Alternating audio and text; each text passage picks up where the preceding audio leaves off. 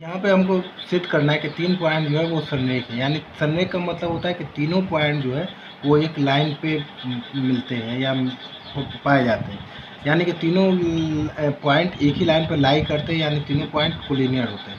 तो हम मान लेते हैं कि ये पॉइंट ए है, ये पॉइंट बी है, पॉइंट सी है। ए का कोऑर्डिनेट दिया हुआ है 2 1, बी का दिया हुआ 5 -1 और सी का दिया हुआ है 8 और -3। तो अगर हमको पता है कि A B plus B C बराबर ए सी, यानी ए बी और बी सी का जोड़ अगर पूरा ए सी के बराबर आ जाएगा तो वो तीनों पॉइंट संरेख कहलाता है, और अगर नहीं आएगा तो नहीं कहलाएगा। संरेख होने के लिए A B plus B C का जोड़ ए सी के बराबर होना चाहिए, यानी कि ये वाला कंडीशन फॉलो करना चाहिए। इसके लिए हमें तीनों का डिस्टेंस निकालना होगा, ए बी का भी, बी सी का भी और ए सी का भी। तो सबसे पहले ए बी निकालेंगे, तो ए बी के लिए वही फॉर्मूला लगाएंगे, x1 माइनस x2 का whole square plus y1 minus y2 का होल स्क्वायर।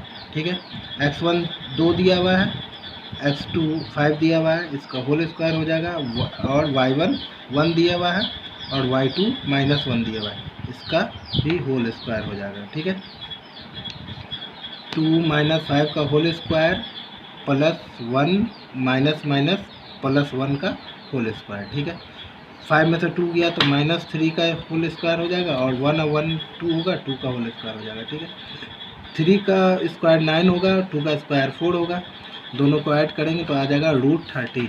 यानी ए बी हमारा आ गया, ए बी की दूरी आ गई है √13।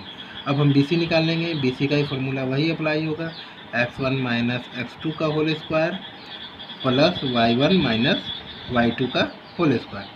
अब इसमें x1 BC के लिए x1 5 हो जाएगा, x2 -8 हो जाएगा, इसका होल स्क्वायर हो जाएगा, प्लस y1 -1 हो जाएगा, और फिर y2 -3 हो जाएगा, इसका भी होल स्क्वायर हो जाएगा। ठीक है, यानी कि 5 - 8 का होल स्क्वायर और -1 और माइनस माइनस प्लस 3 का होल स्क्वायर। ठीक है, अब 8 में से 5 माइनस करेंगे तो -3 का स्क्वायर हो जाएगा, और -1 में +3 को ये करेंगे तो 3 में से 1 चला जाए तो 2 का स्क्वायर हो जाएगा। ठीक है, -3 का स्क्वायर हम जानते हैं 9 होता है, 2 का स्क्वायर 4 होता है, तो 9 में 4 ऐड करेंगे तो √13 हो जाएगा। ठीक है, यानी कि ए बी भी आ गया और बी सी भी आ गया √13। अब लास्ट में ए सी, यानी कि पूरी दूरी, पूरी लाइन की दूरी निकालेंगे ए सी की। ए सी का भी वही फॉर्मूला अप्लाई होगा, x1 माइनस x2 का whole square plus y1 minus y2 का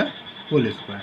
ठीक है, अब इसके लिए ए सी के लिए x1 2 हो जाएगा और x2 -8 हो जाएगा, इस दोनों का होल स्क्वायर प्लस y1 1 हो जाएगा और y2 -3 हो जाएगा। ठीक है, इसका भी होल स्क्वायर हो जाएगा। ठीक है, अब -8 में से 2 माइनस करेंगे तो -6 का स्क्वायर हो जाएगा, और +1 + 3 इसका स्क्वायर हो जाएगा। -6 का स्क्वायर 36 होता है और 4 का स्क्वायर 16 होता है। ठीक है, अब 36 में 16 ऐड करेंगे तो √52 हो जाएगा। ठीक है, और √52 का अगर हम फैक्टर निकालेंगे तो इसको 2 × 2 × 13 लिख सकते हैं, यानी कि 2 का स्क्वायर × 13 लिख सकते हैं, और 2 का स्क्वायर आ गया, इस पर रूट चढ़ा हुआ है तो 2 बाहर आ जाएगा और √13 नीचे आ जाएगा। तो हम यहाँ पे देख रहे हैं कि A B plus B C को अगर ऐड करेंगे तो √13 प्लस √13 यानी कि 2√13 आ जा रहा है, जो ए सी के बराबर होगा। यानी A B plus B C, A B plus B C का जोड़ ए सी के बराबर आ जा रहा है। तो यानी कि तीनों बिंदु जो है ए बी सी तीनों एक ही लाइन में पाया जाएगा, यानी तीनों संरेख होगा और तीनों कोलिनियर कहलाएगा।